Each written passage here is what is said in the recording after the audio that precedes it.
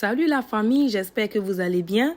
Comme promis, je vous présente la recette d'assaisonnement bio. Oui, c'est le bouillon d'assaisonnement. Voilà, j'ai promis de partager avec vous cette recette et aujourd'hui, je tiens à ma parole. Voilà, donc on aura besoin des protéines.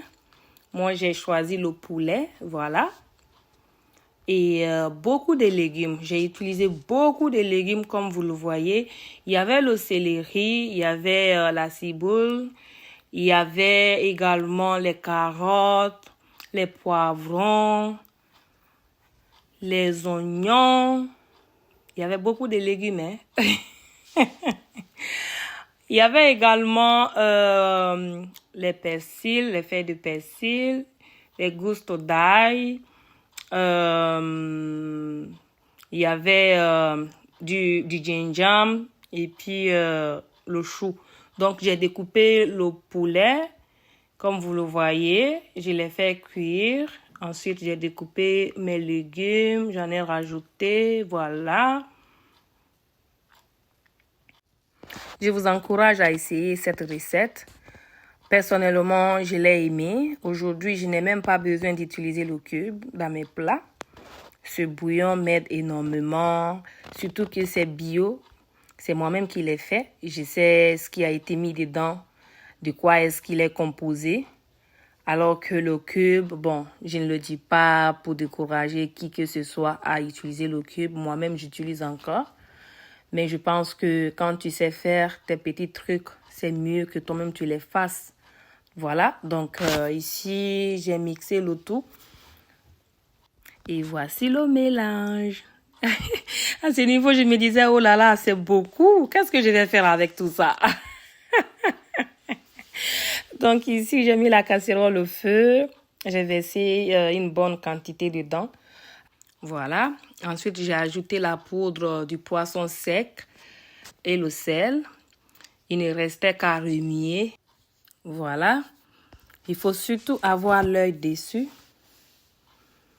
parce que tu as besoin d'être là constamment. Moi, j'ai baissé le feu à un moment donné parce que ça pouvait vraiment se brûler. Fait que j'ai baissé le feu, je venais remuer de temps en temps jusqu'à ce que le mélange soit consistant. Voilà. Pour la dernière partie, vous avez le choix entre le four ou la casserole. Vous pouvez garder votre mélange intact dans la casserole comme vous le voyez maintenant.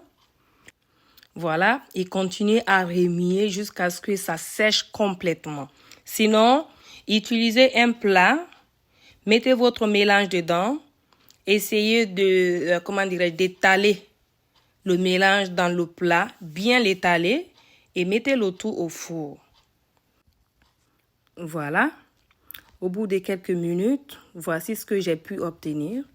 Donc, j'ai procédé de deux différentes manières pour sécher le mélange.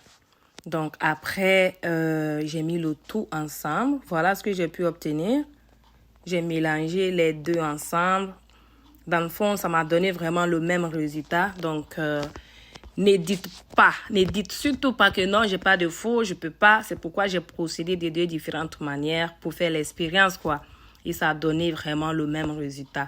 Donc, ici, j'ai mis le tout ensemble dans la casserole et j'ai continué à mélanger juste pour quelques minutes.